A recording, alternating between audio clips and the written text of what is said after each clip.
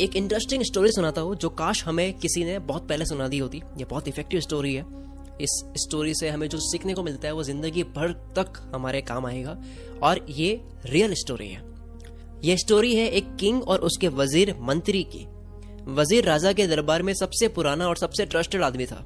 राजा एक बार के लिए अपने बेटे पे शक कर सकता था, लेकिन वजीर की कही हुई बात को वो आंख बंद करके विश्वास करता था। और ये ट्रस्ट और इंटीग्रिटी की रिलेशनशिप करीब 30 साल पुरानी थी। यस, 30 साल पुराना ये विश्वास चल रहा था। 30 साल से वजीर ने राजा को कभी डिसअपॉइंट नहीं करा। हर एक डिसीजन जो राजा के लिए वजीर ने लिया हमेशा सही साबित हुआ, बेनिफिशियल रहा। लेकिन इतनी लंबी सर्विस के दौरान वजीर को कई तकलीफें उठानी पड़ती थी। जैसे कि राजा के लिए वो अपनी फैमिली को वक्त नहीं दे पाता था।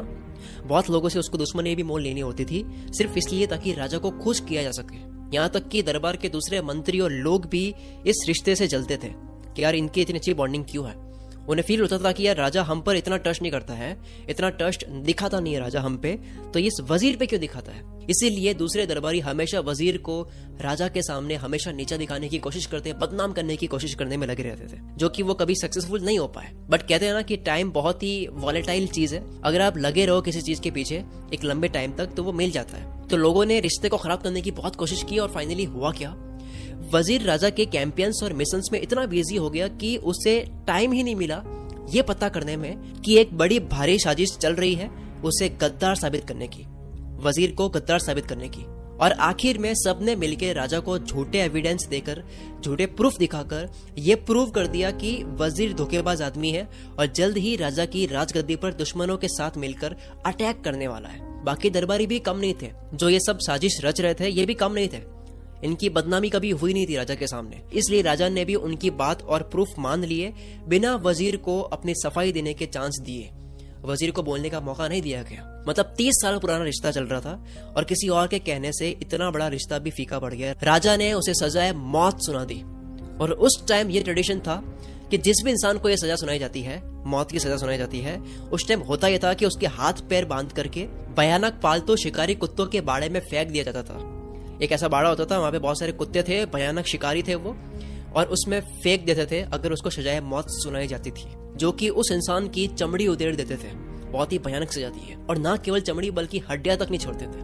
बट वजीर ने इस सजा को सुनते ही राजा से सिर्फ एक रिक्वेस्ट की कि मेरी सजा सिर्फ 10 दिन के लिए पोस्टपोन कर दो, ताकि मैं जिन लोगों के पैसे मांगता हूँ वो उनसे लेकर मैं अपने कर्जे उतार सकूं, अपनी जो भी जमीन जायदाद है वो अपने बच्चों को इक्वली बांट दो, ताकि मेरे मरने के बाद में वो लड़े ना, आराम से रह सके। तो राजा ने रिक्वेस्ट को आखिरी इच्छा मानकर एक्सेप्ट कर लिया। ठीक है, 10 दिन पोस्टपोन कर लेते हैं। तो जैसे ही उसको चांस मिल गया, उसके बाद में वजीर घर गया तुरंत भाग करके और 100 गोल्ड कॉइन्स घर से लेकर उस शिकारी के पास पहुंचा जो उन शिकारी कुत्तों को संभालने का काम करता था, देखभाल करने का काम करता था। वही कुत्ते जो 10 दिन बाद में इसी वजीर को खाने वाले हैं। उस इंसान के पास जाने के बाद में, शिकारी के पास जाने के बाद में, वजीर ने 100 गोल्ड कॉइन्स शिकारी को देकर बस उसे ये कहा कि ये 10 दिनों के लिए जो कुत्ते हैं इनकी देखभाल करने के लिए मुझे छोड़ दो, मुझे देखभाल करने दो इनकी, मुझे इनके साथ में टाइम स्पेंड करने दो, इसकी परमिशन मुझे दे दो, मैं आपको बदले में 100 कॉइन्स दे रहा हूँ गोल्ड के।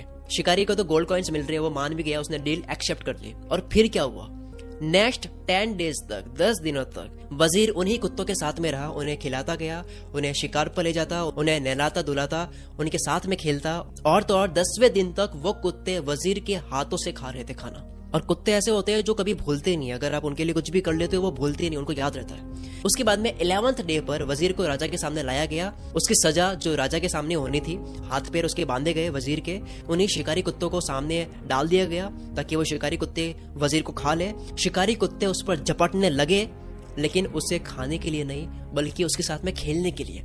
सबके सब कुत्ते प्यार से वजीर के ऊपर गिर रहे हैं, पूंछ हिला करके सारे कुत्ते वजीर को प्यार दिखा रहे हैं। राजा और बाकी के दरबार ये देखकर हैरान हो गए कि इतने खूंखार कुत्ते, एग्रेसिव शिकारी कुत्ते इस वजीर को प्यार क्यों कर रहे हैं, खा क्यों नहीं रहे, इसकी चमड़ी क्यों नहीं उधेड़ रहे। राजा ने ये सब बातें वजीर से पूछी गई कि ये क्या हो रहा है, ये खेल अलग कैसे हो गया।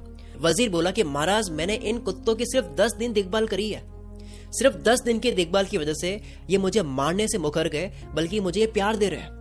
और आपकी सेवा मैंने 30 साल की, लेकिन आपने मेरी कुछ दुश्मनों की बातों और इल्जामों के बहकावे में आकर के मुझे सजाए मौत सुना दी।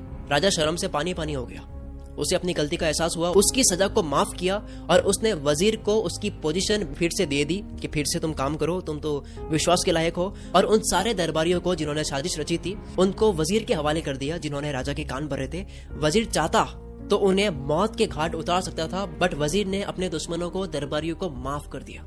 वजीर के माफ करने की वजह से राजा की नजरों में ये और ऊपर उठ गया। वजीर अगर ऐसा कुछ करता कि अपनी इनोसेंट से राजा को समझाने की कोशिश करता, अगर वो अपनी मासूमियत साबित करने की कोशिश करता कि यार मैं नहीं हूं, मैंने ऐसा नहीं करा है, तो शायद उसकी मौत हो जाती। तो शायद कुत्तों ने वजीर की चमड़ी उधेड़ दी होती। लेकिन वजीर ने सोचा कि मैं अपने आप को सही साबित वर्ड से करने से अच्छा एक्शन से साबित करूं, एक्शन से दिखाऊं राजा को कि वो कितनी बड़ी गलती कर चुका है। राजा ने कितनी